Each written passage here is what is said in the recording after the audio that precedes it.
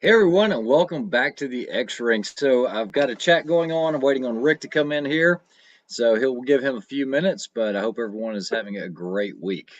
I think Rick is coming in right now, so let me go ahead and add him to the stream.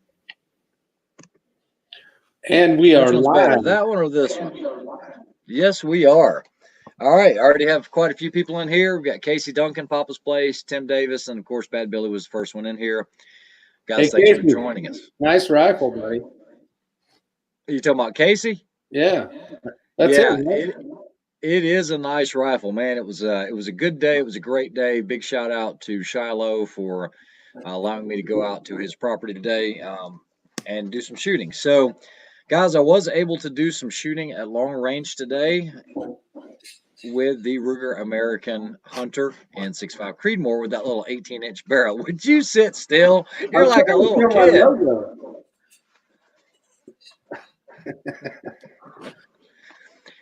Hey, what's up, Wayne? And Casey, he says, thanks, man. Thanks for doing the review. It's my pleasure. So I was hoping to get the review out tonight. Don't know if I'm going to be able to do that. It might be in the morning. There's a lot of footage from Like when you got basically. arrested. Let's say that again.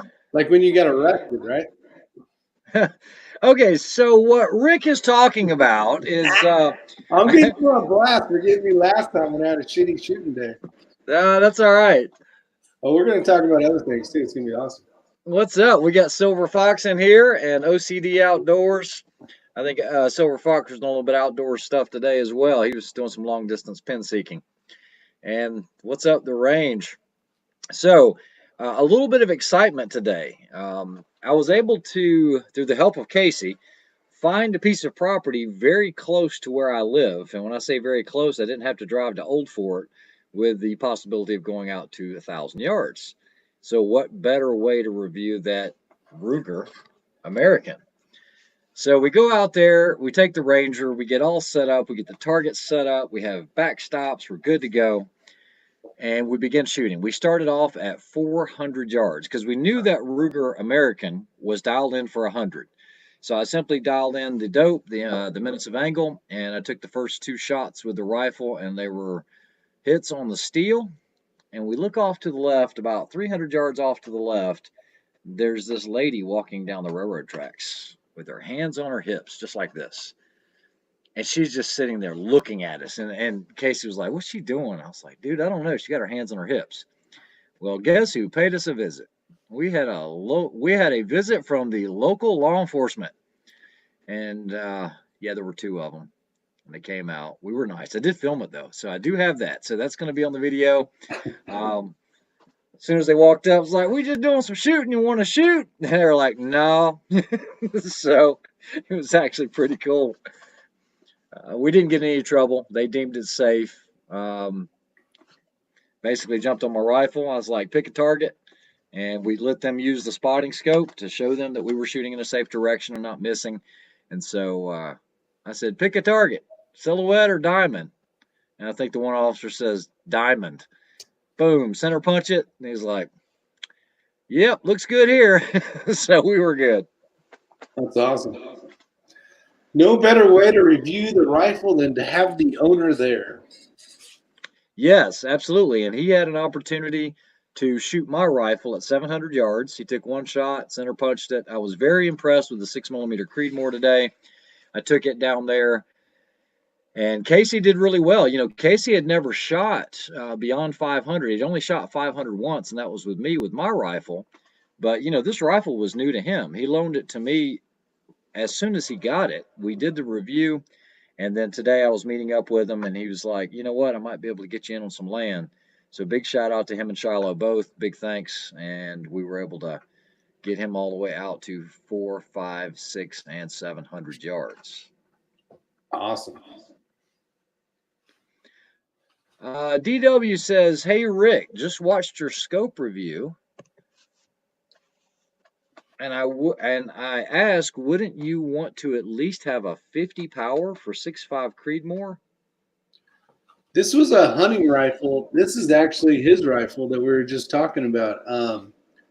It was a 6.5 to 20, I believe, and One of the things I noticed, and I don't know if you saw that or not, Casey, if you've seen that review, once you get out past about 11 power, right in there, you start seeing. So under 11 power, you basically, if this was the objective lens, it's very crystal clear. And then when you get to 11, basically your field of view.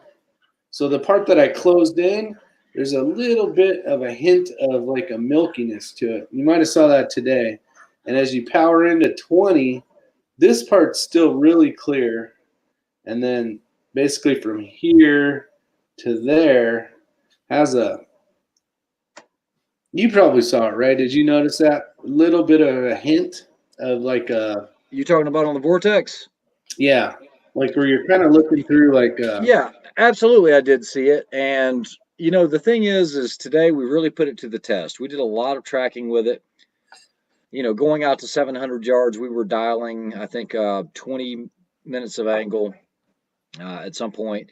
I did find out some interesting stuff. This will be news for you guys. I'll hold it for just a second. But that Vortex tracked very well. It was very precise, but you got to remember that is a $300 scope. So you've got to give up something. Okay. I would rather have tracking and mediocre glass than to have good glass with horrible tracking. Okay. Yeah, because tracking's everything. When somebody tells you to come up to, 600 yards and Casey's looking at me, and he's basically saying, well, what's my hold? What's my dope?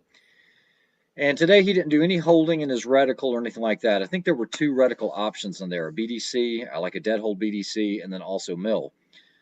He has the MOA version, but it tracked very well. All the numbers that I gave him they were spot on. So he had to do holdovers though, didn't he? No, I guess unless you took the turret caps off. No, you can take the turret caps off, and there's turrets underneath there. So yeah, he was able to actually dial everything. We didn't do any holding or anything else. What's up, Gagabytes? What's up, Tim Davis? Gagabyte. Tim Davis, this is great because I actually mentioned this in the video. Anytime you're walking down tracks, railroad tracks, which are active or inactive, I know the railroad police down here are very, very strict on writing you trespassing tickets. So by her being on the tracks, that was one of the first things I said in the video. I was like, I'm not worried about her. She's trespassing anyway.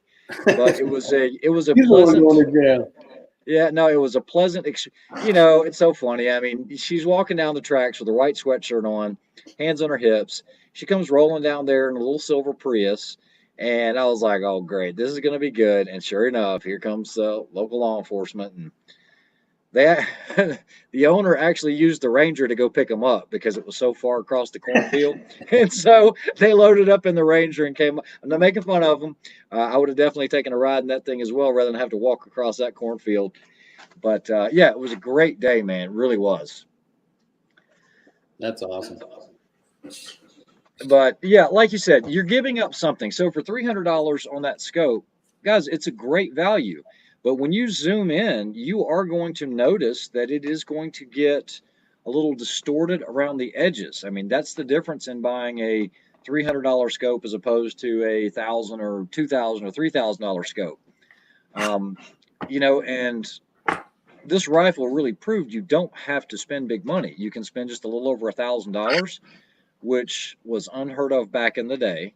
That you can get a freaking tack driving rifle, 18-inch barrel, 6.5 Creedmoor, and you're banging steel. I mean, guys, there were no makeup shots here or anything else. I mean, we set the targets, and we immediately went to 400 yards. There were no misses at 400 yards. I think we shot 4 rounds. I shot 2. Casey shot 2. Then we went to 500. At 500, I think I shot a round, had a hit, and then Casey shot like 4 and had 1 miss. And when I say misses, the furthest he missed any target today was no more than about 1 inch or 2 inches, and it was because of the wind. We had some pretty rough wind today. Jeremy, the scope of the Vortex Viper, it's a 6.5 to 20 by 44. By 44, yeah. Yeah, so Gagabytes just watched the video on the gummy bear hostage. I remember when we did that. Vaporized. What it proved yesterday was that I outshot X-Range with my awesome group. I just broke in the barrel for you. That's all. I knew you were gonna say that. No, I can't say anything about Rick. Rick actually looked at me and these were his words verbatim. He's like, "Damn, you taught me how to shoot." And I looked at his group and I was like, "Holy crap!" It was a .32 MOA group Yeah. at 100 yards with that Ruger American. He did really well. Really That well. rifle, for what it is designed for, which is primarily a hunting rifle, that thing is spot on. You got a short barrel, so climbing through the weeds and packing it and all that kind of stuff. Lightweight. Weather durability is awesome because it's the Magpul plastic polymer stocks. You don't have to worry about that. It is a freaking tack drive. It's a good little rifle. I like Yeah. it. So, Michael, I will go ahead and fill you in on this. It's a great question because Casey, being a hunter, okay, deer hunter, huge deer hunter, big into coyote hunting, he likes I think it was the American, might be American Heritage or American Hunter. It's Hornady ammunition. And, for me, if I'm going to go out there and spend the time to do a review, shoot the rifle, I really want to see what it's capable of, then of course, I will shoot the Hornady 147 grain match. And this is what we put in the rifle. I took one box of ammo, I actually had two, but he shot one box of ammo today. So 20 rounds, because we would basically shoot 2 or 3 rounds at 400, then 500, 600, and then 700. We sent a few more rounds down there. Now, that's what we used for that 18-inch Ruger American. However, I did have my AI out there, and that's chambered in 6mm Creedmoor. If I had to shoot 6mm Creedmoor in factory ammunition, I wouldn't choose that caliber. I would stick with 6.5 Creedmoor and shoot something like this. That 6mm Creedmoor really likes to be pushed a little hotter, and to get the benefits of it, you really want to load it a little hotter.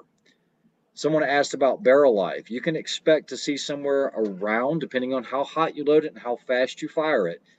I've seen as little as 1,000 rounds, all the way up to about, some guys saying 2,000. So I figure a good medium is about 1,500 rounds before you're going to start seeing a degradation of accuracy. Now that 6mm Creedmoor shot lights out today. As a matter of fact, it never missed.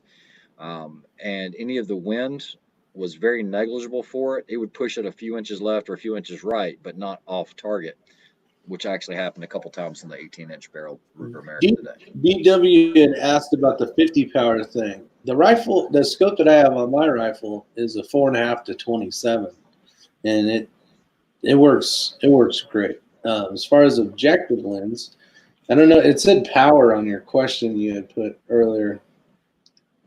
Wouldn't you want to go with at least a 50 power? That's a lot of scope. No, 27 works fine for me. Yeah, and DW, this is a good question. What do you think of the Vortex Crossfire 2 6 to 18 at 179 compared to the $300 scope? I don't know where you're going to start giving up that benefit, if any. I don't know if the Vortex Crossfire offers a capped external turret, a turret that's external where you can grab it. I don't want anything that I've got to do coins or fingernails or empty shell casings to adjust the elevation or windage. I want something that I can either capped or uncapped. I can just reach up and dial it as needed. So that's what was nice about that Vortex, that Viper, is you just uncap it because you don't want them to get bumped inadvertently, and you could just dial it right in. So I don't know what you're giving up with that Crossfire.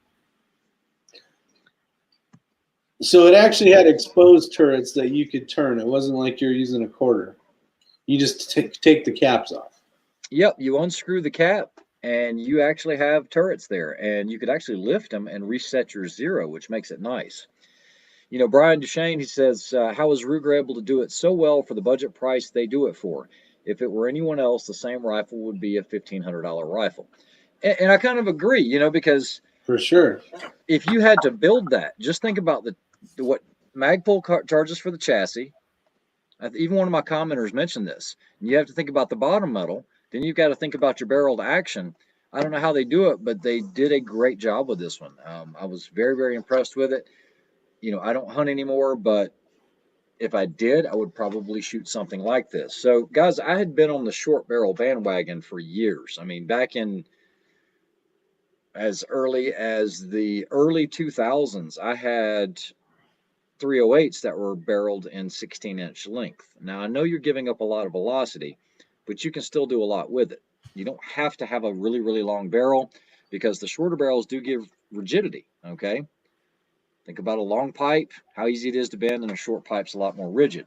So that will help influence the harmonics. You're just going to give up, you're getting portability and size, but you're giving up some velocity, but it's still Well, possible. I kind of answered this question on a video I did recently with the Ruger, the RPR for the rimfire. It seems like Ruger makes an awesome rifle, um, and it's like the little things like polishing or like smoothing out a little more than like I think like where the Tika and some of the other ones, that extra money is put into smoothness, instead of they put a little more like Finishing touches. yeah, finishing touches. There you go. Thanks. And that's where Yeah, that extra expense comes in. yeah, thanks, Gagabytes. 45 Auto, this is a great question. As much as I shoot, okay, so I do shoot, but I don't shoot a lot. I do go to the range a lot, but I do more quality shooting than quantity shooting. And Rick will be the first to attest to this. I can usually go to a range day 40 rounds. That's plenty enough for me. I'm going to try to make the positions more difficult, or I'm going to try to make the targets that I'm shooting at more difficult. I'm not just banging away at steel. So on that 6mm Creedmoor, because of the chassis that it's in, it is as simple as me having 2 minutes to unscrew the old barrel, put a new one in. So to answer your question, as long as this 6mm Creedmoor gets me through the 2020 season, I have a lot of matches in October, then I'm good. Because over the winter, I'll order a new barrel, I'll screw another one in. Yeah, it's not cheap, but look what I'm gaining. I'm gaining that velocity, the less recoil, and the ability to buck wind a little better. So yeah, I'm good with that. It won't take me long though. 1,500 rounds. I think right now the barrel count's right at about 140 rounds. So when you look at it that way, almost a tenth of the life is gone.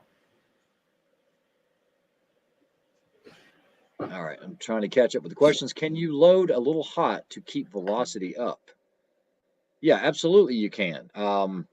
Like I said, with the 18-inch Ruger, we're just shooting this Hornady match. You can load hotter. Doesn't mean it's going to do any better for you. You do have to find one of those accuracy nodes, okay? Yeah, more refined. That's a great way to put it, Michael D. What's up, Blue Healer? Tim Davis says, attention to detail. Air guns to real guns. All metal that is polished is better. I use lithium grease on all metal contacts. Yeah, it's good advice. It seems like polished metal surfaces do work better, smoother. Rick, what'd you get into today? You're on mute. All right, you're good now. I don't know, Ray. What did I get into today? Well, I don't know. That's what I was asking. I All right, was so having fun building some things. all right, cool. All right, so hitting steel says factory 147 ELDs are around 2690, correct?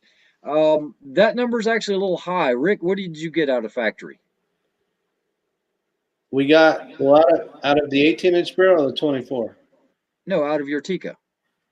It was 2615. Yeah.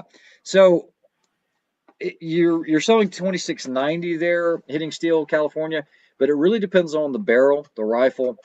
The barrel is really going to make the difference. Like I said before, you can take two exact barrels from the same manufacturer, cut on the same date, and one's going to be a little faster than the other usually. They're never going to be exact.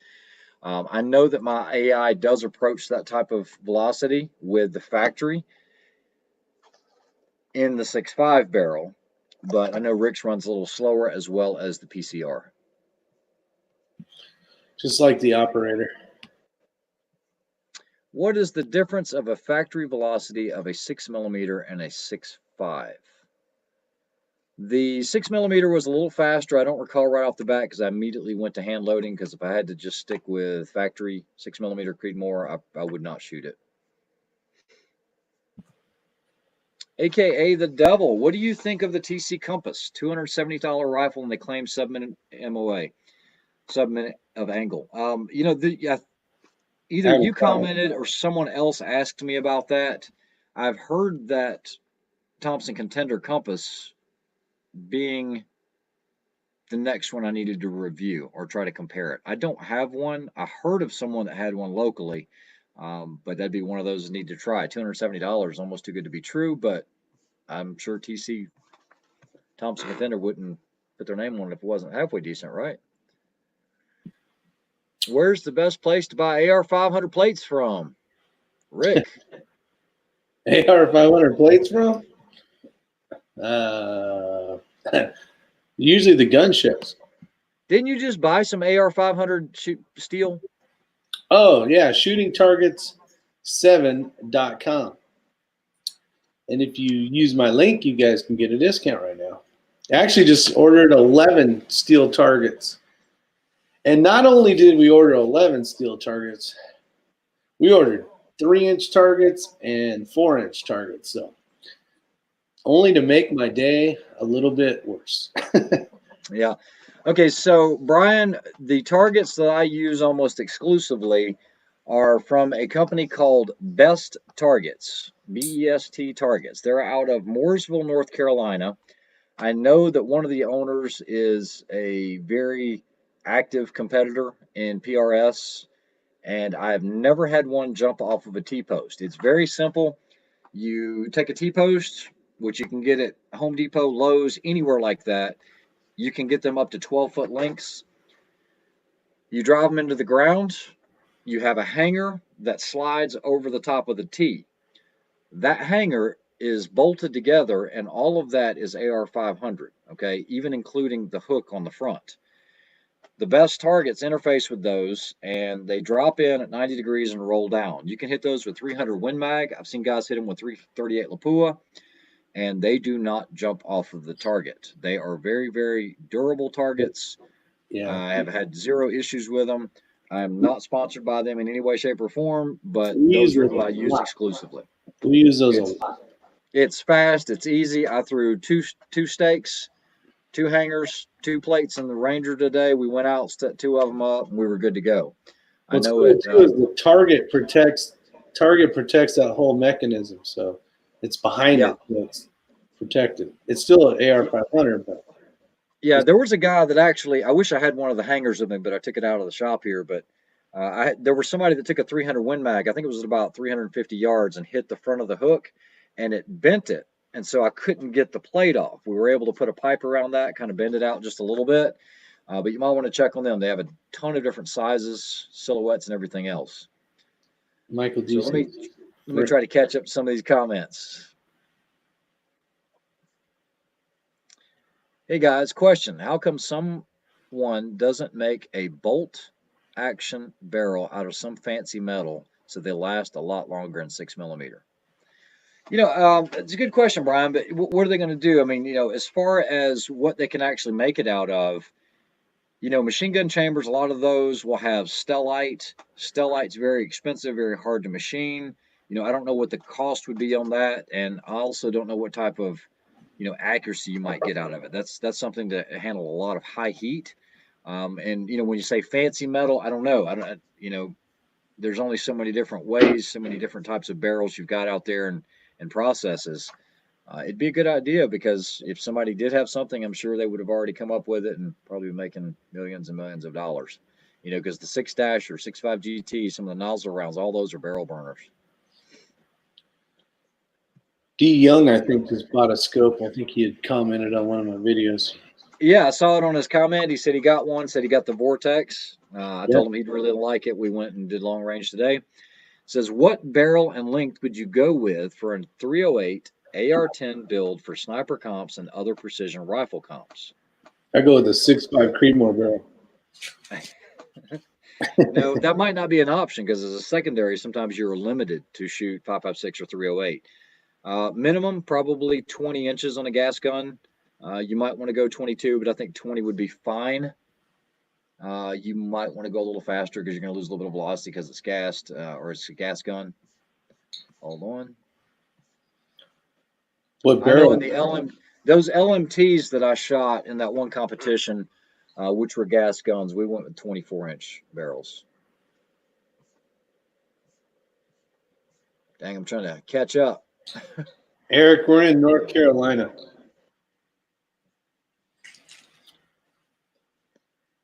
Western North Carolina. Mike McCarthy says, is 5R rifling better than non-5R rifling? I don't know. I've had a lot of good luck with the 5R barrels. I don't think I'm running any right now, but they always shot really well for me. Can't really answer that. I've never had any issues with them, bad issues or anything like that. Kenny said the compass and anything under 30 was good. 30 cal and over won't place 3 times and still no go. So the range, there's your answer right there. Michael D says Frick Metals in North Carolina. Larry Palmer says I started shooting 1,000. Yes, with Thompson Contender and Vortex Diamondback 6x24. Yes. The whole point of this and even the channel was, not only to convey information, but to show people and tell people how easy it is to actually do long range shooting. Okay. We spent no time behind that rifle yesterday when we did that review on that Ruger American. I think street price was $800. Casey said he got it for around $700. 700 plus 300 for the scope. He's at $1,000.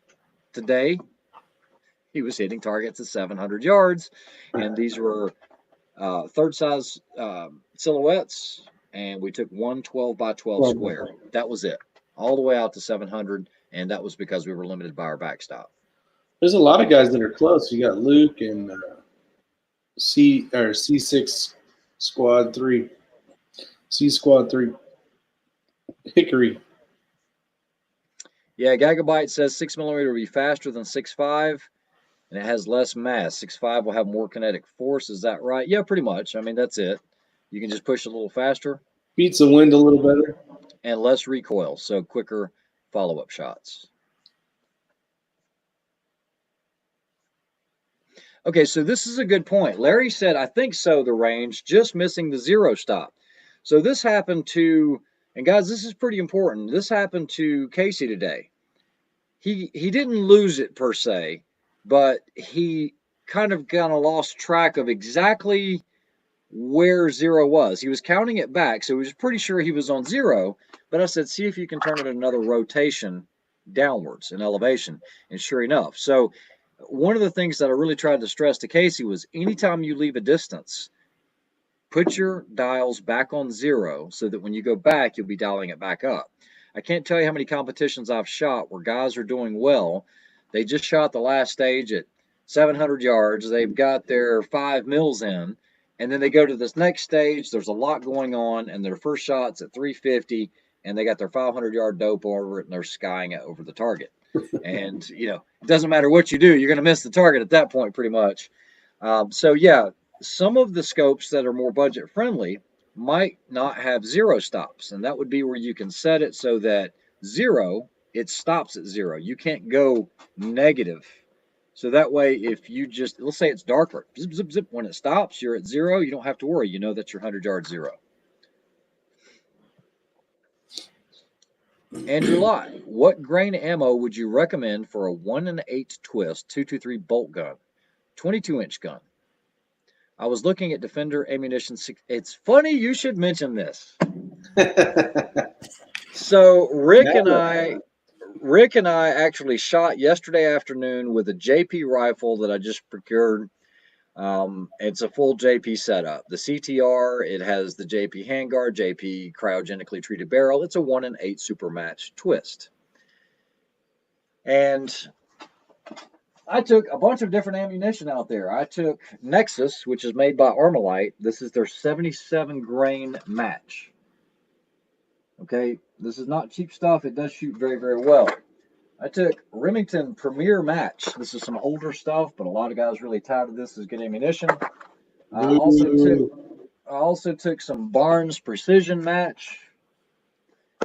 And then there was another 77 match that I had that I took.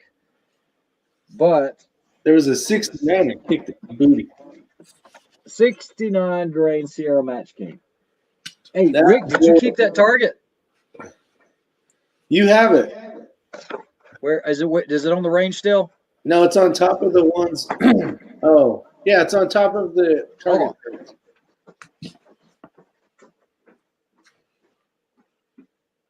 You guys had asked. We are in western North Carolina, just south of Asheville.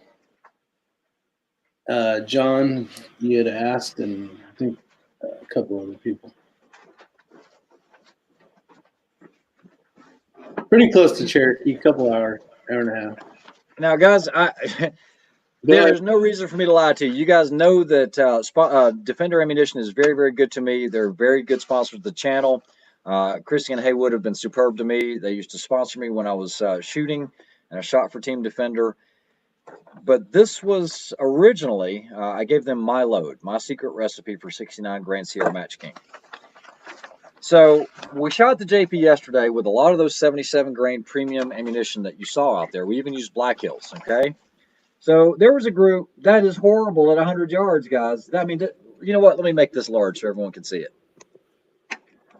Okay, this is horrible. Now, I'm on the left, this column over here, and Rick is on the right. Now, what I'm just showing you is how bad the ammunition was out of that gun. This is how important it is to find a rifle that a good thing that works. Now, here's some other 77 grain ammunition. It was so far off, Rick didn't even shoot, okay? I shot this group. I said, you know what? Don't even shoot it. It's so bad. Why is there a hole there, though? I never shot that. Oh, that was the sight in. When we got it sighted in on the first one, we mounted the scope up. Remember, we were aiming here, and it hit down here, and I made the correction. Guys, no joke, 69 grain Defender ammunition. I'm here. Rick is here. Those are, look at those groups, guys. So it is, you know, Defender ammunition is hard to beat. You know, use X-Ring in the coupon code. It will give you 5% off. But I'm saying everybody that has tried it has loved it. It is a good price, good bang for the buck. Great. And I think they ship in like 2 days. So, yeah, I don't think you would go wrong with that ammunition there. No, that's good stuff to get. All right, so let me catch up on these while Rick is maybe talking. Rick outshot you. No, I did not shoot him. Not on that one. The other, I'm sure he has the target nearby because it was on top of those other targets. Yeah, so he can go get those things. But man, that Ruger American shot, it shot really well. It was now I gave you kudos for doing this after I broke your barrel in for you. This is Rick's target at 100 yards with the Ruger American right there. That measured .32. He only shot 3 rounds out of that rifle for the review. So, Casey, good job on getting a great rifle. That's the only 3 shots I even shot ever out of that thing. That's what I'm saying. That's what I'm saying. That's pretty cool. I was like, damn, I was impressed.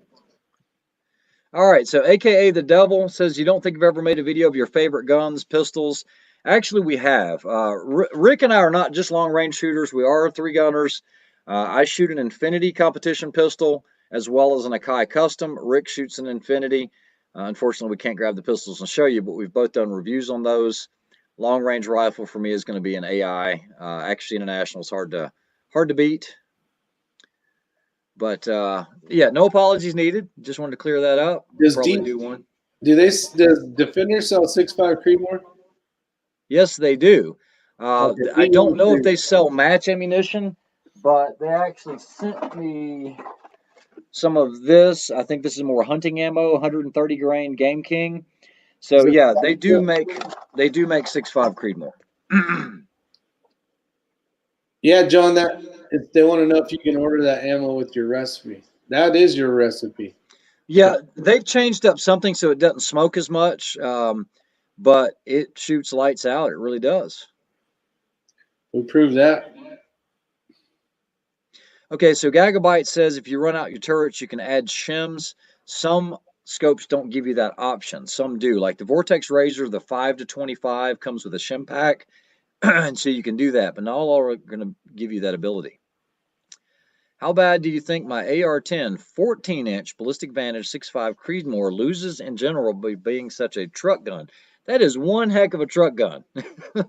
You're definitely going to be giving up velocity, but it's a great round. And honestly, I'm not going to say anything about short barrels. You know, I carry an 8.5 inch LWRC, the Truck Monkey, and I have no problem hitting targets out to 200 yards. That's plenty good enough for what I would consider a truck gun. Hey Dale, this is sweet tea, not whiskey. The AKA the devil has a good question about, according to you guys and from experience, what makes a good long range shooter? Gear, ammo, trigger control, luck, training, talent, etc. I'm trying to get caught up, so if you can answer some of those, that'd be great. Are you going to read that Oh, one? great question right here. I would like to know if you recommend replacing. I'm all over the board tonight. I'm trying to answer the questions. I want to keep this short tonight. I still have a lot of editing to do on that video today. Do it And I do. tomorrow. There is 122 people in here. I appreciate you guys watching. Guys, this is important. I would like to know if you recommend replacing stock 0 minute of angle scope base that came with this Tikka with a 20 minute of angle scope base, even though my local range is no longer than 400 yards. Enjoy your videos. Thomas, great question, and thanks for asking. If you have no intention, I mean zero intention of ever stretching that out beyond 600-700 yards, depending on your optic, I wouldn't mess with it. So I learned something very interesting today. We shot Casey's rifle out to 700 yards, and the dope was spot on for the chart that I ran. We wanted to see how much elevation we would need to get to 1,000. He would have needed about 35.5 minutes of angle. He was able to dial 35 minutes with that vortex. So with a 0 minute of angle base in that 6.5 Creedmoor in the Ruger American, with that scope setup, with a 0 MOA base, he would have been able to get just inside of 1,000 yards. So 20 is not, oh, you got to have it, you got to have it. It depends on how much internal adjustment you have in the scope, where it zeroes out when you mount it up, and how high you can go up with it, okay? But in your case, it probably is not an issue. K-Bob, have you shot the ELDMs to transonic range? Okay, so let's you do the definition of transonic. So a bullet, when it's going above the speed of sound, is supersonic. As it is going and transitioning into subsonic range is the transonic range. Okay, that's where it's making that transition. That's where a bullet starts to get unstable. Curious if their ballistic coefficients hold true, since they claim them to be a good bit higher than equal weight caliber offerings from Berger or Sierra. I'm not sure what they claim, but I do know that I have shot factory 140 grain ELD matches. Oh, there you go. Out to 2,000 yards. Okay. I'm not talking about with JK's hand loads that are hotter than something in Hades. I have made hits out to a mile with it. So I know it works, and we're already going transonic well before that. And subsonic, actually. D. Young says, when are you receiving that gun? I don't know which one he's talking about, reviewing that gun. He's probably talking about the new one.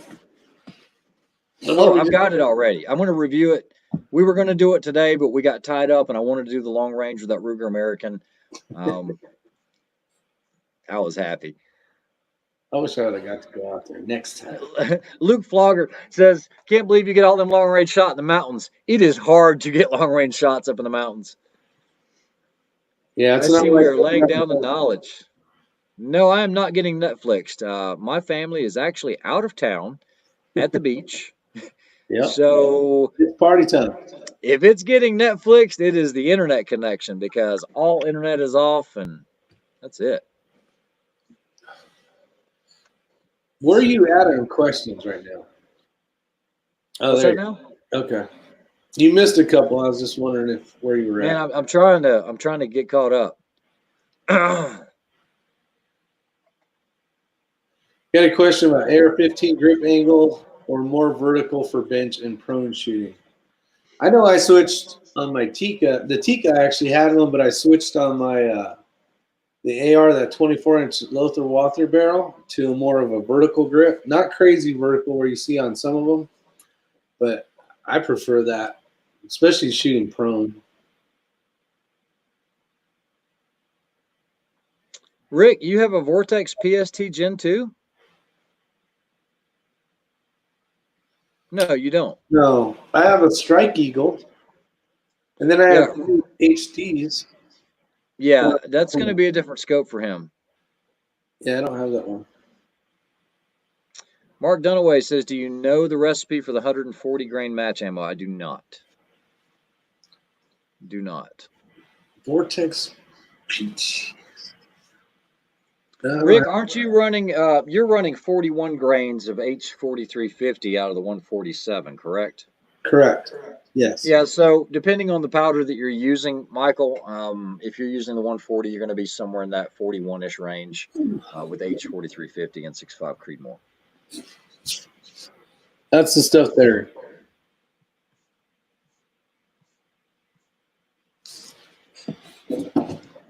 Justin Huffman says, "Since we're in Western North Carolina, have you ever shot the hickory groundhog shoot?" I have not. Did not know anything about it. Andrew's out there, the gun guy. What's up, Andrew? How are you doing? Thanks, +5. I appreciate it. Okay, real quick, I want to touch on this because it happens too much for me not to mention it. Anytime I get someone interested in the long range shooting and they go, the very first thing they do is they crank up almost to max power on their scopes, my spotting scopes when they're spotting for me. And you don't want to do that. And the more you start shooting it, the less power you're going to realize you need to actually shoot some of these targets. You start creating a lot more problems by powering up. What you're going to do is you're going to see more mirage. And think about it, guys. Anytime you take your scope and you power up, the more power you start adding, the more hazy, the more cloudy it begins. Even on the Burris, that XTR, the two scopes, when you get above about 18 power, man, they just get really, really milky. I've said this before, and if you guys haven't heard it, in almost all of my competitions, I rarely go above 15 power. And you say, well, that's kind of hypocritical, Ray, because you shoot a Night 47 to 35. Why do you need all that power? Well, if you know on my secondary gun, that's a 4 to 16, and I think that is the perfect setup. However, if you're going to, what's that? It's lightweight. Yeah. Good power. It's smaller. It might not gather as much light with a bigger objective like the 7 to 35. And it is nice to have the extra power, but you can rarely use that kind of power. Anytime you get to somewhere where you're comfortable, just dial it back 4 or 5 power, and it'll just clear the image up so much better. I just wanted to mention it because I saw it today. Casey got behind the spotting scope, and I appreciate it. Not calling you out, Casey, but I'm like, holy crap, what do you have this thing on 60 power? It's Rick, you did the same thing. The same thing, yeah. Matt, he doesn't do it. Matt's kind of where I'm at with it. So it seems like when you get guys that have been doing it a while, they're less likely to just crank it all the way up. And then every little bobble, wind movement, or anything else, when you're trying to spot or even when you're trying to shoot, it just magnifies it that much more. What else I can think we it's talk more about? important to have a larger objective lens than power for the light. I noticed because let's see, I have a 4.5 to 27, and I rarely go all the way up, but it's so nice to have that clear, when I'm back down a little bit, it's so clear. And I think some of that's due to, it's a 56 millimeter objective, I believe. Oh, whoa, I got to address this. Keep the classroom going. Your class is in session. Yagabyte said, I powered up at first time. When I powered down, my elevation dropped. Do you have a second focal plane scope or a first focal plane scope? And the way you're going to be able to test, well, you probably know the answer. If you don't, and for those that are watching that don't, if you don't know the difference, if you have a second focal, if you look at your reticle, you actually look at the crosshairs, any stadia lines, any marking circles, anything else. When you zoom in the power, does the reticle get larger, okay? Or does just the picture, the background get larger? You have to pay attention to what the reticle does. On a first focal plane, when you zoom down, that reticle will look like it's going and just disappearing away from you, okay? Yeah, it's tiny. So if you have a second focal plane and you start changing your power after you've dialed something in, not really dialed it in. If you're doing holds, of course it is. But you just have to make sure everything's right on the same plane. It's really odd. If you have a scope, when you're powering up or down, it will change if you have a second focal. But if you're dialing, it shouldn't matter if you're holding center. Okay? Just want to cover that. Zane's got a kind of a cool question. Oh, keep forgetting I don't have the control of the button. Yeah. How does it feel? Yeah, feels good.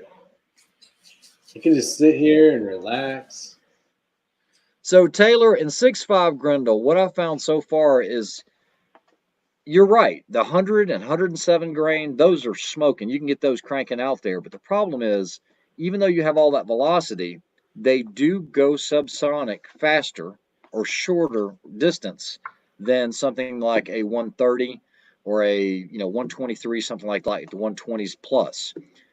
So I know it's a trade-off. How fast can you get this little bullet to go to where it doesn't matter? It's kind of like what you're doing with a 6mm Creedmoor, or what I'm doing with a 6mm Creedmoor. Factory offering's not great, but I can load it high enough where it does make a difference. I've looked at some of the numbers. I think that case is really limited by how much powder you can get in it. So in my case, I think the heavier bullets for longer distance are going to work out better for me.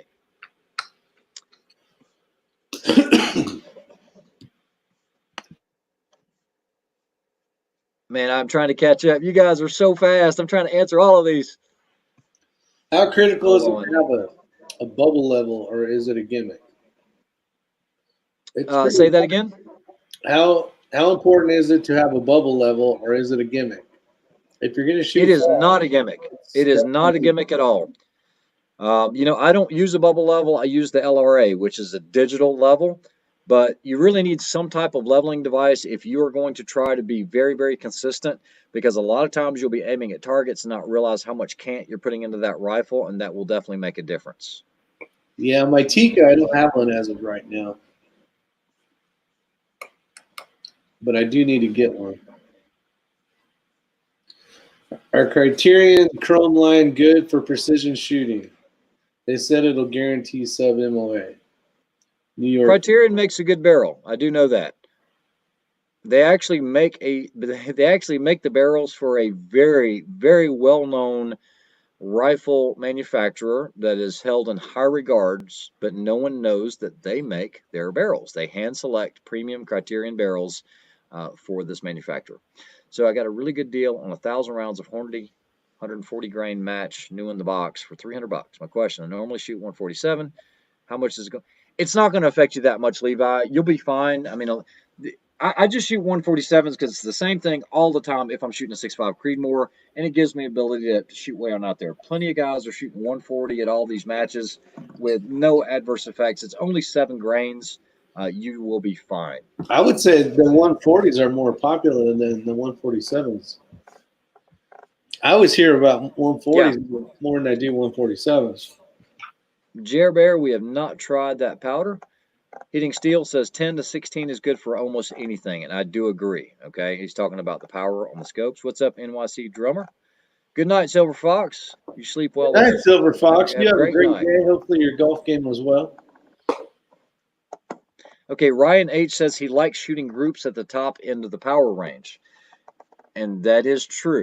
Okay, so if you're at 100 yards and you're just really, really trying to shoot the tightest groups, then having that extra power is okay. But remember, you will see a little mirage, but at 100 yards and in, you're not going to see what we're seeing at 5, 6, 7, 8, 900 yards to where you can't use that power range. So, a lot of silhouette shooters, those guys are shooting 40 power scopes, 50 power scopes.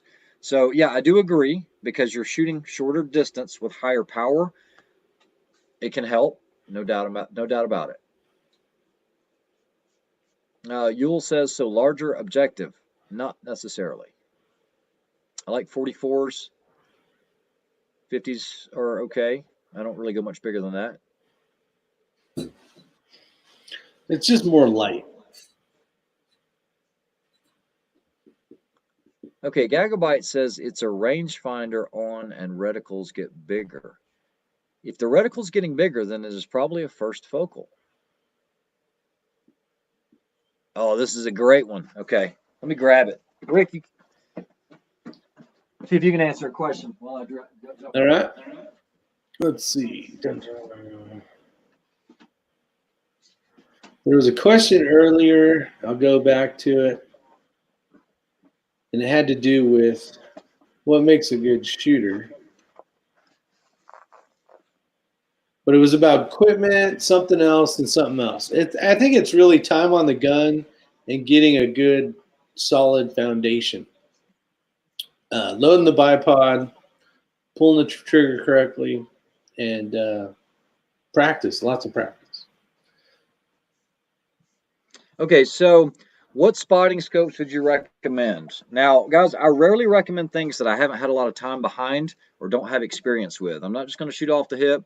I don't read a lot of shooting publications or anything like that. So most of the stuff that I share with you is stuff that is real world and either matches, competitions, things like that, not something that I heard from someone. Okay, that being said, I'm a huge fan of Leica. Leica is a big sponsor of me. Big shout out to those guys. And then also Loophole, I use one of their one of their spotting scopes. It's a Mark IV. Great spotting scope. Pretty much anytime we go to the range, I will have it. All the time, yeah. But bang for the buck.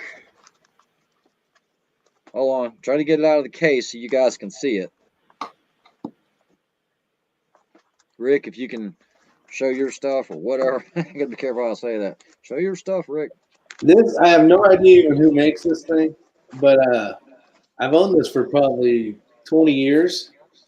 And this, I bought this at like a Big Five or Dick's or something. I don't remember what I paid, maybe $90 for it. Very inexpensive. It's a 20 to 60 power. The quality is nothing like what Ray's going to show you on some of his good gear. I don't know if he's bringing something else out. No. I actually used this the other day with Matt. We were shooting positional shooting with a pellet gun on a know your limits target, just as I was trying to get some more practice in. And this actually worked really good for spotting the pellet hit. So, and it wasn't a far distance, but it's something way better than the scope that I had on there. And it came with a tripod. The paint obviously is the custom, is your 6 covered camo paint job, but came with a little tripod. So what the hell? Okay, so Thomas, to answer your question, and I've used a lot of spotting scopes, guys. As far as clarity and some of the best spotting scopes you will ever use, it will probably be a Kowa, Kowa. Now, Rick hasn't seen any of the Kowas or anything like that. He hasn't used them as far as I know. I used to have a couple of them, the TSN ones or whatever they call them. You can get fluorite lenses, but they're expensive. They're pricey. They make straight eyepiece. You can have angled eyepiece, but it gets very pricey. For most of the stuff that we do for longer range shooting, I want something compact, in line, and not angled.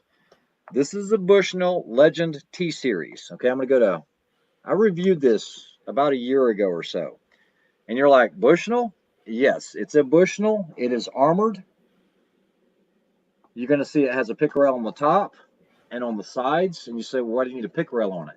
Well, you can put an inexpensive dot on here and it'll help you line it up very quickly without having to search through it.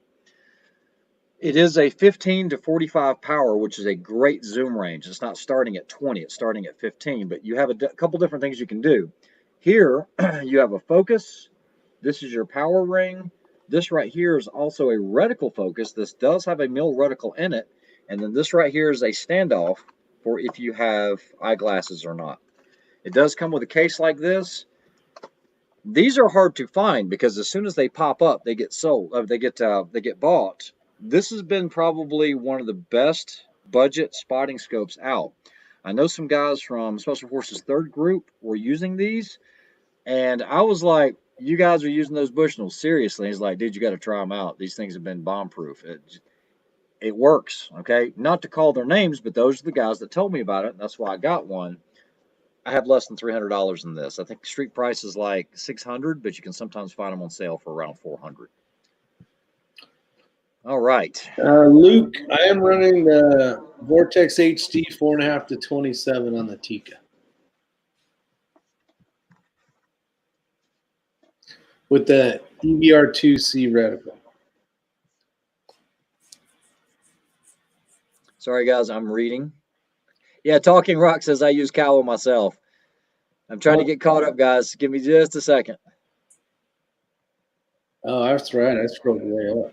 Yeah, I'm trying to get everyone's questions to try to give everyone equal time. 600 yards. No experience with 85 grain open tip match. No. Let me keep going. Cool skin.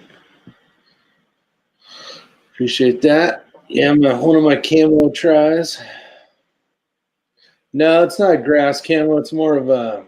I was trying to try the cryptic kind of look. Oh, he's got it on his face.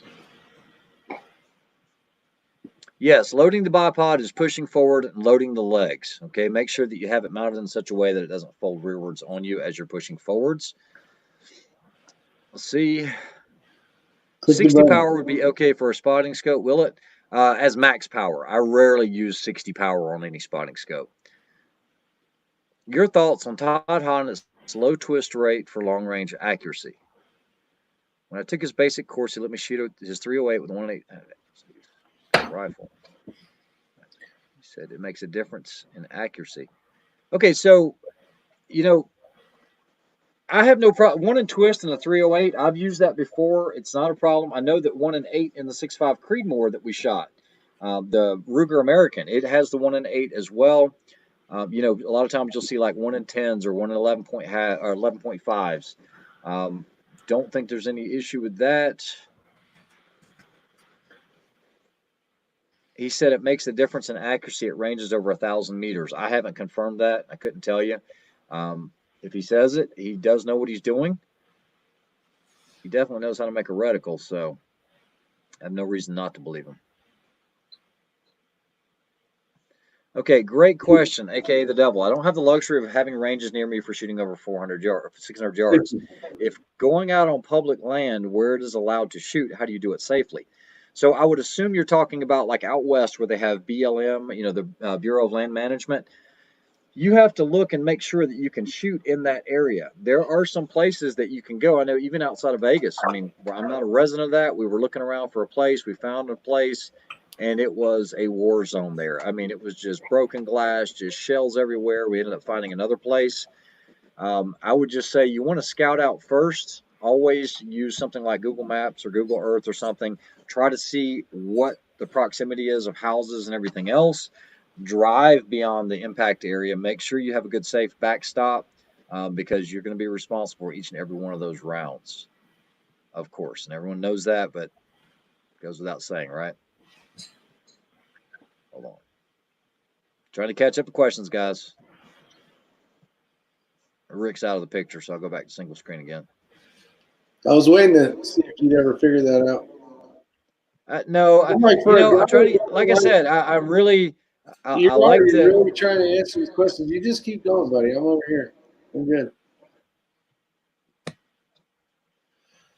How do you like the laser bore sighter? This guy right here, all he does is freaking look down the barrel, match up. He does the old redneck style. I am a redneck. And he's like it's like within 2 shots he has it figured out. Well, first shot's always on paper. Second shot's usually going to be dead center. And don't overthink it, guys. It is actually pretty simple.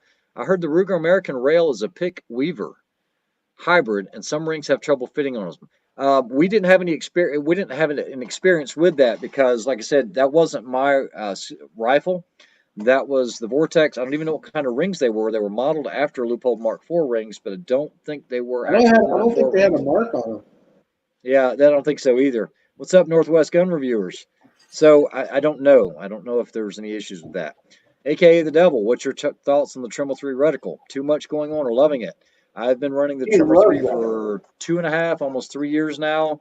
Don't know if I'll be switching. I know the Tremor 4 is coming out or is out. Ain't nobody need it. Yeah, and a gun guy. You know, you pointed this out because I was going to mention that earlier. You know, 1 in 7, 1 in 8. Those are fast twist rates. not low twist rates.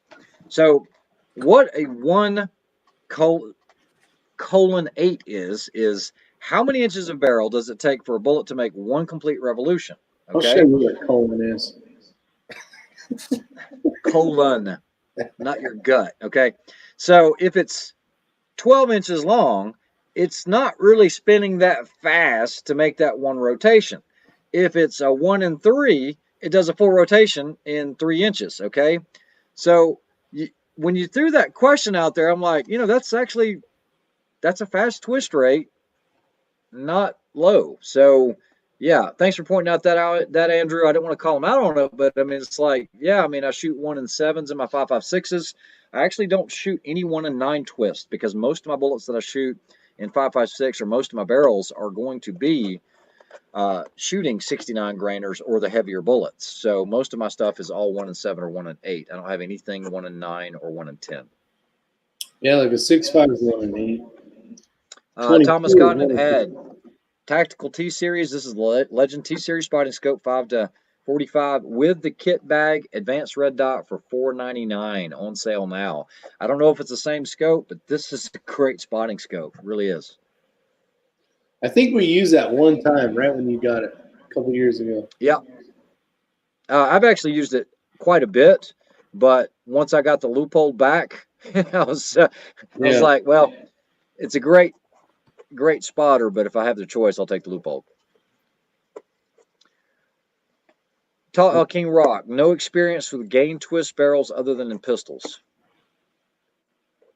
Yeah, +5 says, yeah, I have no doubt in Todd, and I agree on what you're saying. Yeah, he is a genius when it comes to the reticles, no doubt. Let me go on. I'm running a 1 and 8 on a 300 PRC. I still have to review that proof 300 PRC. He meant low in numbers. Gotcha. Understood. +5. Bipods, 6 inch to 9 or 9 to 13 in best height. Ask Rick that question because I know what his answer is going to be. Where's the question at?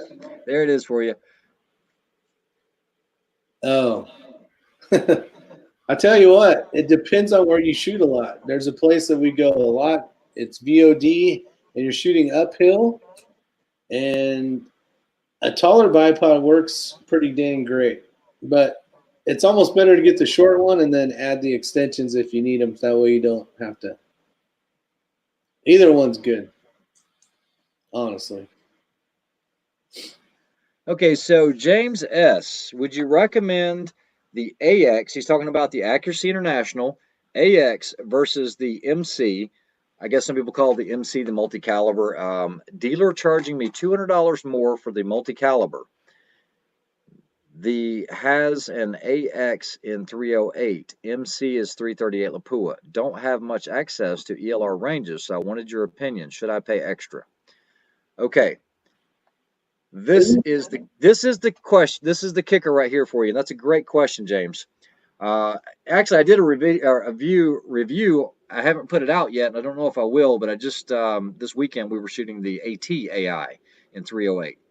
But to answer your question, if the MC in 338 Lapua is $200 more, and you don't have access to ELR ranges, my question to you is this: are they also giving you the bolt? The extended bolt to be able to shoot short action calibers? If not, that's very, very expensive. So if you buy a 338 Lapua, which is going to be ungodly expensive to shoot all the time, and then all of a sudden you decide, hey, I just want to put a 6.5 Creedmoor in it, and I know it's a long action, but I'll be able to shoot the 6.5 Creedmoor for more cost effectiveness. Since you don't have an ELR range, why even mess with the 338? So hindsight being 2020, I kind of wish I had the MC because then that way I could shoot 300 Win Mag, but at the same time, I really don't shoot crazy long range. A mile shot I don't consider crazy long range. It is long range, but therein lies the option. That's the dilemma. So I think the AX will probably do everything you want it to do. If you're going to shoot inside of 1,500 yards, just stick with the AX. No reason to go with the MC. Unless you're hand loading a lot, it's expensive. Yeah. How much? That guy at the range this weekend that was shooting, what did he say his 338 cost him? $138 for one box. Yeah. Okay, let me see. AKA the devil asks what shooting bags we use. The sandsock gear. Ray has And a bunch tab of different and ones. and tab gear Yeah. depends on what I'm doing with it. If you're gonna carry it, get sandsock gear. Or I should say, if you're gonna carry it long distance. Awesome bags. Nick Walker says, "Are you glad Nikon is done making scopes, or sad to see them go?" I am not sad to see them go. They do make great cameras. I shot a lot of their higher end cameras for years. Never liked any of their scopes. I had I think it was called the P223 model. That one was okay, but it didn't have it was more set up for hunting than anything. Plus five, yes. I've owned many 338 Lapuas and 50s and 300 Win Mags. I know the question is 338 or larger. However, finding a place where you can shoot and really enjoy that round, like I said, I sold all of them. I have nothing larger than Yeah. pretty much I got 6.5 rid of the a PRC 50. rounds. I had an AR-50 that I got rid of because nowhere to shoot it here. I'm looking, catching up. See, the problem is to start scrolling down and then it jumps all the way to the bottom. And I know I'm missing a lot of comments, so I'm trying to answer all of them. Rick, if you see any, go ahead and answer.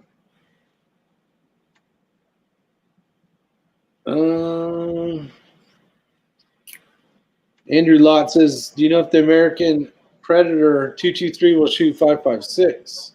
If it was 5.56, it would shoot 223. But if it says 223, I'd be a little worried about it." Okay, so JL Cruz 2402. How far would you be able to shoot an AR-15 with a 17.7-inch 5.56 ballistic advantage Hansen 3-gun mid-length AR-15 barrel with low pro performance series? 700 yards. I would say with the right ammo and everything else, you can shoot it out to 1,000 yards. It's possible. It's not going to have a lot of energy. It's going to have a lot of drop, but you're just trying to hit it an impact or get an impact on steel. I would definitely go with something, depending on your twist rate of your barrel, go with something that's like a 77 grain. Um, and the reason I can speak about this is I had a 17.5-inch Krieger, two of them, Krieger barrel ARs, and one, I think that both of those were rifle length gas though, but like I said, same. Recoil and pulse a little different, and I was able to take those out to 1,000 no problem. It depends on your setup and the ammunition. Yeah, ammo is almost more important. Yeah, it really is. Well, and Bryson didn't he have like a 15-inch or 9-inch he shot out to 700 yards with? I think it is. Yeah, even Michael Dunway, it ain't cheap to reload 338 Lapua. Trust me. It ain't even cheap to even look at 338 Lapua. Yeah, he's still got Unopened box 338 Lapua Magnum in Lapua cases, brand new. These things are a couple $100, and it's just brass. It's empty brass. Yeah. Then you got to get the pills for it. Jeez, one box is freaking. Hopefully that guy kept his brass. Yeah, shoot $5 bills. Yeah, Chico wants to stretch his 308 out, which is cool. He's reloading for that now. Conservative sniper. He's in the house. He says, "Do you know if the Ruger American Predator 223 will shoot 5.56? If it's chambered in 223, it's not recommended that you shoot the 5.56 unless it has a 223 Wildy or Wild chamber." Conservative sniper's got a good question. He wants to know if we made a decision on the caliber yet for the match, or if I'm going to have more time on the Grendel. You're going to have more time. We're going to keep playing around with that. No rush. Yeah, a gun guy. How about Vortex winning the next generation fire control for NG-SAR? You know, Vortex is really embedded deeper than people realize. Okay, I know a lot of people look at it as, okay, it's a scope company that offers some good stuff and some lower end stuff. You would be amazed how many high speed guys use that equipment. Especially they're 1 to 10s, they're 1 to 6s. So I'm not surprised. I'm not surprised at all. Any advantages of 34 millimeter tubes over 30 ? Scopes? I've been seeing a lot more 34 millimeter objectives. I don't know if it's for what light. You're talking Probably. about tubes. You're talking about Yeah. tubes? Yeah. Yeah, tubes. Not objective. Or tubes. Yeah. That's what I meant. But like the last three we've put on. Have you ever shot around straight up in the sky to see how long and where it lands? No, nor do I plan on it. No. No.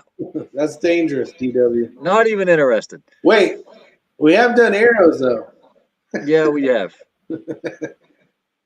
Well, we knew where they were going. They were going over some trees and into a circle we had made to try to shoot at. What trigger do you run in your ARs? Everything for me will now either be a hyperfire or my favorite now is the Trigger Tech Diamond AR. Hands down. Yeah, you definitely like that one.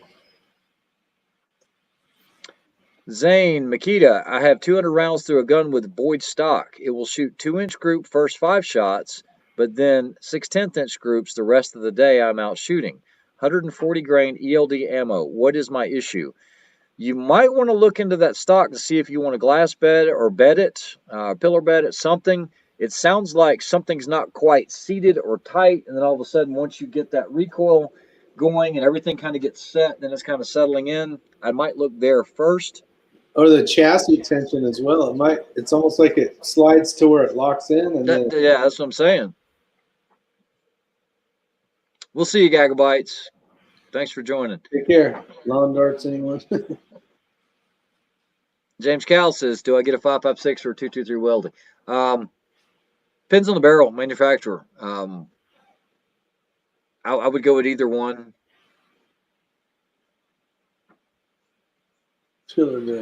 Trying to catch up. All right, we have been going on for an hour and 12 minutes. We'll give it a few more minutes and we will cut out of here. 153 folks. Guys, man, I really appreciate it. Hit that like button. Hit that I do appreciate it. Come on, there's your 6 covered. That's the logo right there. All one word. Check it out.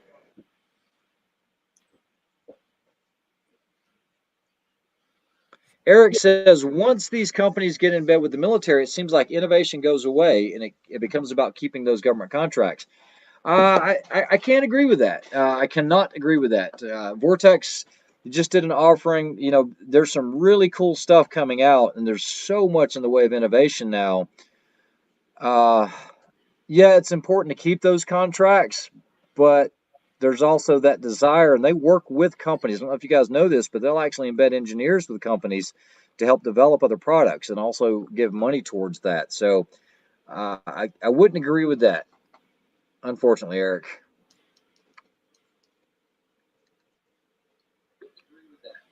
What are the differences between 6.5 Creedmoor and 6.5 Lapua? 6.5 Lapua just has more oomph behind it. Think more like 6.5 PRC, but not in a Magnum cartridge. See the redneck prepper?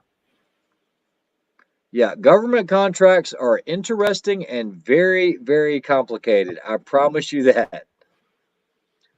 Rick, your question. Do you think the Stoder M3K is a good beginner shotgun? Oh, for heck yeah. I started off with that. I used that one for 3 years. And for the price value, the thing still works great to this day. I did upgrade to the Benelli M2 this year. I haven't even had a chance to really shoot it. So some of the things I would say is it probably kicks a hair more than the Benelli M2. But for 3 years, I had no problems with it, and I put a ton of shells through that thing. So, and for the value, it's awesome. It's a great, great shotgun. Is it really hard to hit the like button? I mean, I don't know, because where would it be located, Rick? So Bad Billy says 154 watching, 2 likes. Must be hard to. I don't know where the like button is. You know what? If you guys don't like this, we're gonna shut her down. No, don't do that. Don't ever do that. Come on. Yes, lead mining. I did get the KTM. I did. It's nice. And we had a good time. Thank you. Yeah, we did have a good time chasing each other around. Full recluse clutch. It's got everything. It is good to go. The thumbs up thing should be right on the deal on YouTube. You just hit it down below. I don't know. Could they be watching on StreamYard? Me, I am. Yeah, that's why I can't comment. I went to my phone. I don't want to use too much data bandwidth stuff, or I'll probably get Netflix myself. Levi says 2 dislikes, 28 likes. You know, there's 2 people that hate me because I always get 2 or 3 dislikes, thumbs down. Well, one of them's always me. Yeah. Yeah, you see, Michael Holt says, "Where's the like button?" I don't know where it's at. All right, this is ridiculous. I'm watching on Facebook, no like buttons. Ah, that's good information. You're on Facebook. It says, "Hey, from Canada, why does Euroglass doesn't seem to get mileage in USA competition?" Okay, so great question, David. So European glass and the guys such as Collis, Swarovski, etc., which Collis and Swarovski are now in bed together. It's owned by Swarovski, I think owns Collis now, one or the other. The reason is because, and this is my opinion, based on what I see, is I think the European companies, we're going to liken this to a company like BMW. Okay, so why would I throw that out there? Because I know for a fact some of this happened and things needed to change. So when a company gets really comfortable doing what they're doing and they have no problem selling their products, the innovation does go out the window. Okay, because they can sell it, doesn't matter. It's a BMW, I can sell it. Okay, it's going to sell. Just like the European company, no, it's a Collis, it's a Swarovski, it'll sell, no problem. Don't worry about it. The problem is you start getting left behind. When you sit back on your laurels and you don't continually try to innovate your company. I will be able to speak on behalf of Leica on this because I did a lot of beta testing for them, and they're one of the few companies, and I noticed Zeiss also tried to do the same thing, and you're talking about the Euro glass companies, that really tried to understand what was going on and get into that market. They realized they couldn't just keep make hunting scopes or bird watching glass, okay? Collis has come a long ways, okay? Now, I don't know if that's because of the purchase with Swarovski or whatever. Swarovski had a presence in 3-gun with their Z6i. That was about it. As far as Collis, you are seeing them a lot of ruck matches, competitions. However, I can tell you firsthand, a lot of the Collis do go down, okay? They do make some great scopes, but I have seen a lot of them go down. As far as Leica, they just introduced a PRS scope. They worked with a lot of guys, and they started looking at reticle options, choices, external turrets, and how that's done. You have to innovate your products, or you will get left behind. So I think that's the answer to that. Is they're starting to get more mileage because they've realized if they don't, they're gonna die. Is what's gonna happen.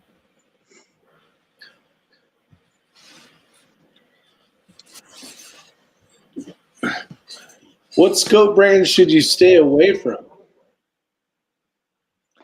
Okay, +5. I'm going to hurt some feelings here. I ordered 2 of the Schmidt SOCOM scopes. Within the first 2 days, we had tracking errors with them.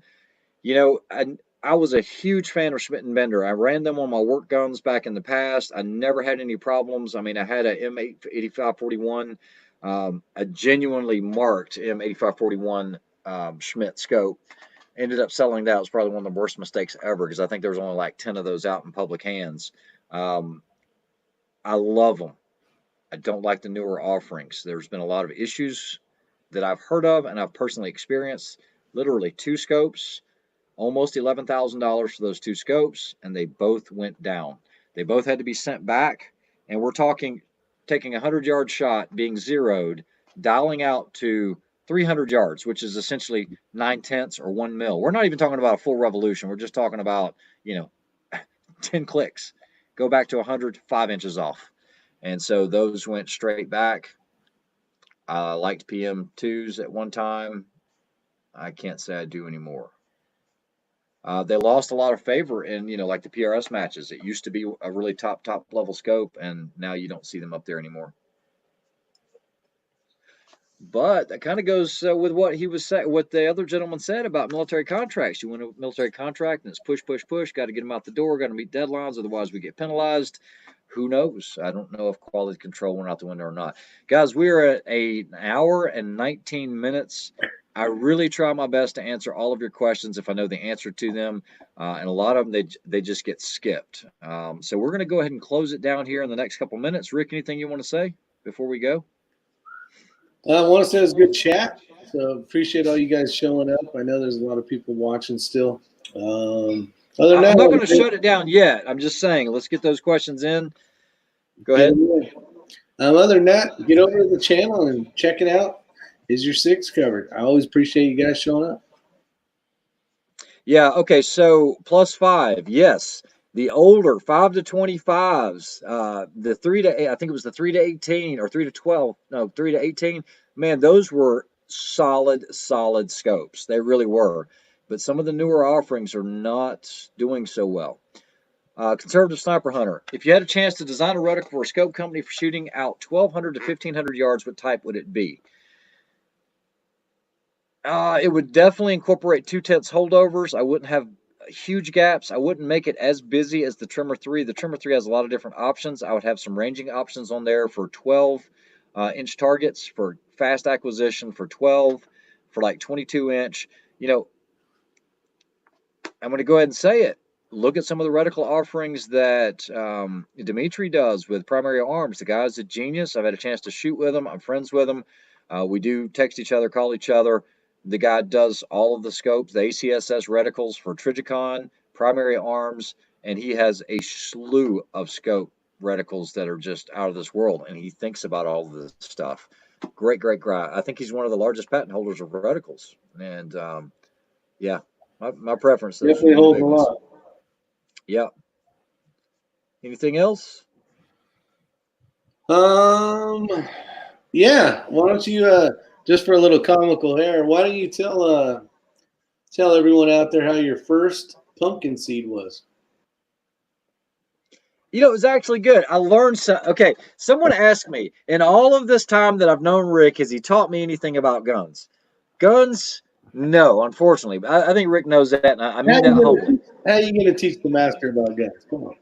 But, but he shows up with pumpkin seeds in a bag. Now, I've eaten sunflower seeds in a bag, um, pistachios in a bag. I've never had pumpkin seeds. I thought when you scooped all the crap out of a pumpkin, I thought that was the seed. I didn't know that the seed was within that seed, and that was just the husk. So at 50 years old, I learned something. Is that what you want me to comment on? You're good, kid. Real good. Guys, pay attention. You will hear that line soon. You'll hear it better than that. Ramsey Country wins the next chat. My chats are very impromptu. I don't plan them. There's no rhyme. There's no reason. It just depends on when my schedule allows. And I really appreciate everyone that watches the channel. He showed you how not to shoot, right? What is it called? A zoot suit, right? Is that what the gangsters wore back in the day? Yeah, something like that. I thought it Yeah, was a pinstripe with a fedora and a feather on yeah. top. We need one of those. So if you live locally, we need one of those. Okay, so real quick, I do want to touch on this because I am not a salesman. I really am not. Where did it go? Dang it. Oh, recommendation on Primary Arms. Okay, I did not know what Primary Arms was. I never even heard of them before.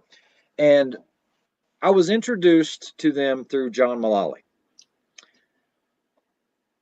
I even had a guy comment that the CZ versus RPR video was unfair because I was using some cheap no-name brand scope called Primary Arms. What he didn't realize is that's twice the scope that Burris was, not only price-wise, but also in quality and tracking and everything else.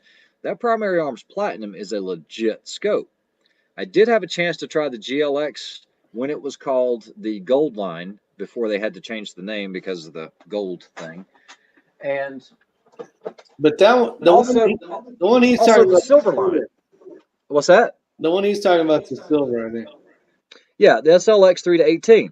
Anything that's going to be in the Platinum series or anything that's in the Gold series, I know it's going to be, really good quality. Platinum being the best, Gold being good, and then silver, kind of iffy, right?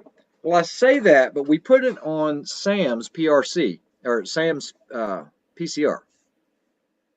PRC. I can't remember. We put it on Sam's Remington 700. That scope tracks perfectly. He has no issues. He can shoot right up there with Rick, and it's a $300 scope, I believe. So I can't say anything negative about it other than like this scope right here. This is a 1-6.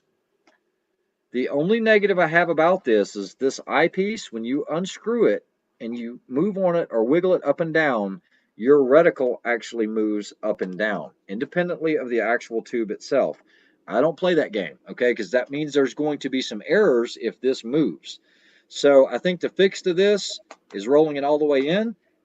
Hopefully it's not out of, and it's going to be out of focus. I mean, that's why it moves. So yeah, in this particular scope, I'm not a big fan of this because of where the reticle is located, and it's somewhere in this objective because this eyepiece because it moves.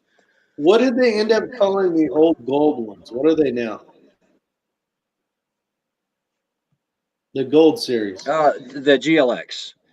Lead Mining says video on the KTM. Not many people know about the Recluse clutch.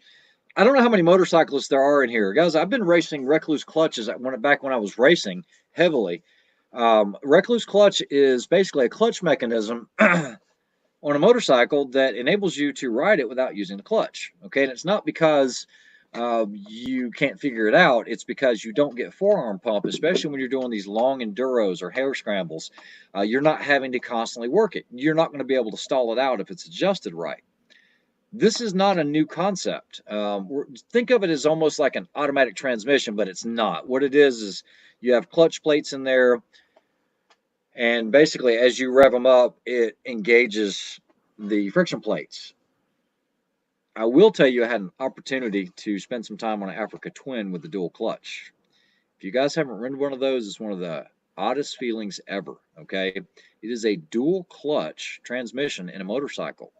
So when you start it, you've got a push button for neutral, push button for drive, hit it again, you have sport 1, and you can't stall it. There is no clutch lever. If you see a lever on Africa Twin and it is a DCT model, that is the parking brake on the left hand. It's crazy. You can do slow speed maneuvers and everything else. Pretty awesome. All right, off of motorcycles. All right, let's see here. Kevin Roberts, R squared. Yeah, we need to get some videos out there. Right now, there's not very many videos, but it's a lot of fun on that channel. Yeah, it is.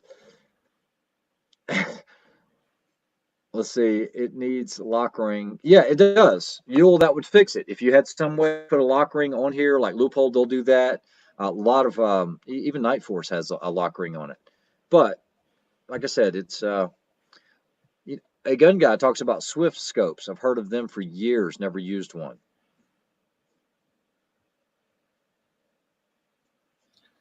Harris bipod is a good bang for your buck. It is. I like Atlas better, but big difference in price. I beat Ronnie to it. I beat Ronnie to the question. If you had to choose one Loophole scope for long range on a bolt gun, which one would you choose? This is from Conservative Sniper Hunter.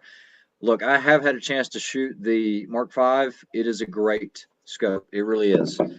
Not the Mark IV M5, but the Mark V, the new one. I think the Army just chose to go with that scope. Ray, who got me into long range shooting, a really good friend of mine that I went through the academy with years and years ago, who was a U.S. Army sniper. His name is Gilbert. I won't say his last name. He taught me a lot. Everything I know about long range, pretty much. C6 quad. Broke my neck racing hare scrambles. I'm going to deduce that you broke your cervical 6. I don't know, your C6 vertebrae, something. I hate to hear that, really do. I have been in a lot of hare scrambles where guys have been lost their lives on the courses. That was probably back in the day before Liat braces and everything else. Definitely a dangerous sport. Ryan, understand that, just saying dumb comments. People watch disagree. One thing I will tell you guys is as my channel has grown, I notice I do get more negative comments. And a lot of them seem to be people that they're unaware. I don't know if people just go to a channel and just watch it, but yeah, C6 quad, I hate to hear that. I really do. One of my best friends growing up back when I was doing a I was a sponsored racer. We did I did everything from motocross enduros, hare scrambles. Also did road racings here with Weira CCS. Really good friend of mine at Roebling Road had his spine severed. So I hate to hear that. Sure. Was I in the military? Bragg, 7th Special Forces Group, 84, 89. No. Thanks for asking. Is 600 yards considered long range? Okay, so for most people, yes. My long range classes that I teach, I call it an intermediate class because we only go out to 700 yards. And I don't consider, personally, I don't consider 700 yards long range because even a 5.56, most of your 5.56s are not going transonic or subsonic at that range. You're getting close. So I call it intermediate distance, if you will. I'm not saying it's not challenging, but I think even for someone like today, when I took Casey out there, as long as they have a little bit of guidance, you won't consider it a long range either. I mean, within 15, 20 minutes, if you have even a setup like what Casey has there with that Ruger American, you'll be hitting targets 500, 600, 700 yards with absolute confidence and doing it on a regular basis. James S. Gentlemen, how can I contact you? Definitely need your insight. You can always email me at the xringchannel@gmail.com. I answer almost all comments and all emails, regardless of the time of day or night. He doesn't sleep. Yeah, I don't sleep. All right. A couple other things. Let me cover this really quickly. You guys know I'm not about selling things or doing anything like that, but I will tell you, and I'm getting a lot of interest in these. The gentleman that owns and invented Borka torque drivers, these are hard to use torque drivers. These are basically field tools. I'm a big fan of these. A lot of people contact me asking me, what do you think? Fix it sticks or Borka tools? Fix it sticks are okay, but those are not hard use outdoor environment, harsh conditions, sand type tools. If you're interested in anything like that, email me at the X-Ring channel. I can probably get you a little bit of a discount on that. I have an agreement worked out with the owner where I can take care of you guys. So he doesn't offer discounts or anything like that. You'll never see any of his products on sale. They range anywhere from $165 to about $285 for precision torque limiters from like 10 inch-pounds all the way to 70. And they offer full quick kits. Also, Defender ammunition. They're a big one. Chico Wise. Send donuts and Diet Coke for faster responses. That's all. That's right. That's right. When does Ray sleep? That's right. I sleep upside down. He does. He's sleeping at that. +5. Thanks. Nick Walker says, just started out in long range. Would you recommend going to some classes first or just getting on the long range and practice? You know, Nick, I don't know what side of the country you're on. If you're on the East Coast, I do offer classes, and they are reasonably priced, but it is in North Carolina. If you can't do my class, find out someone who you can take a class with. It will accelerate the learning process.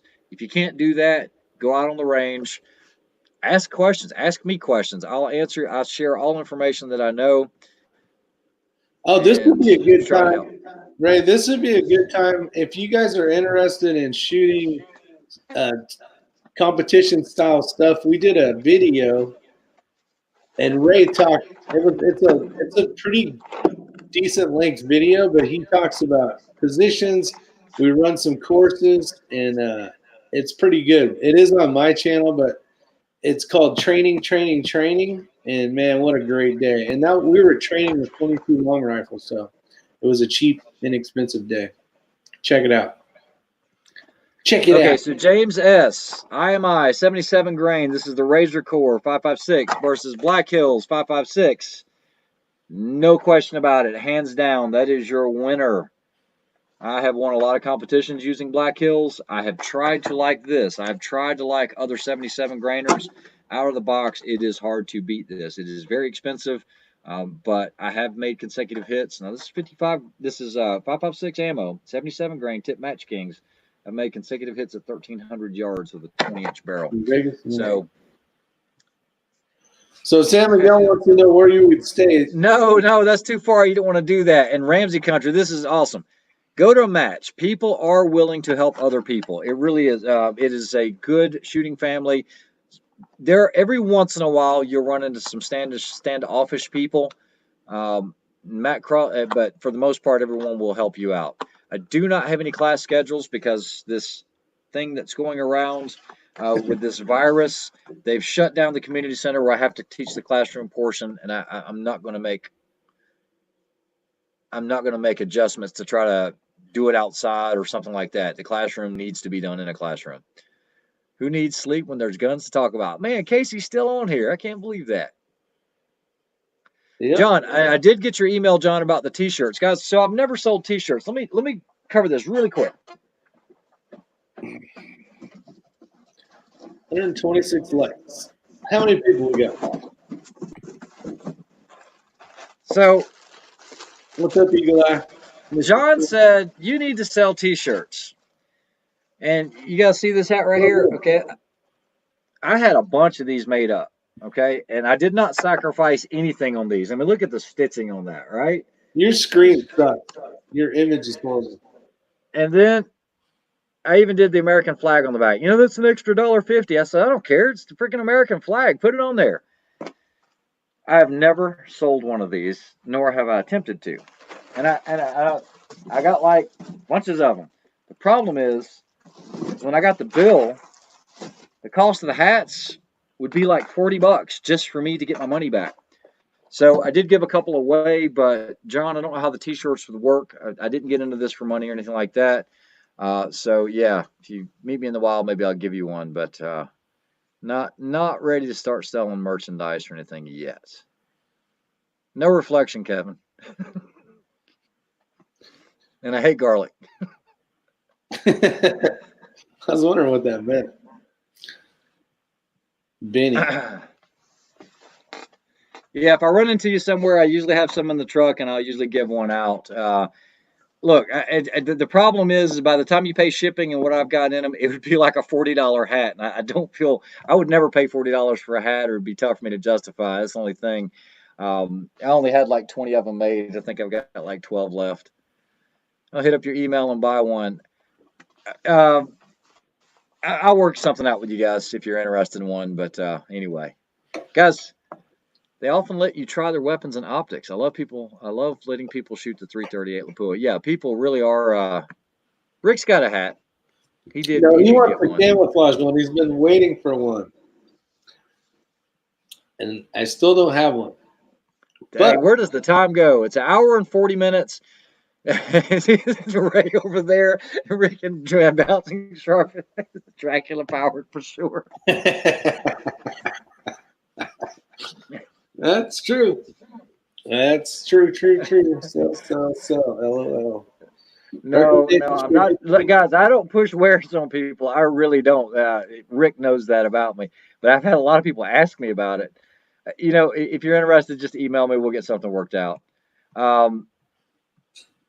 Interesting. Okay, this is this is an unknown thing about me. I was born with 3 sets of teeth.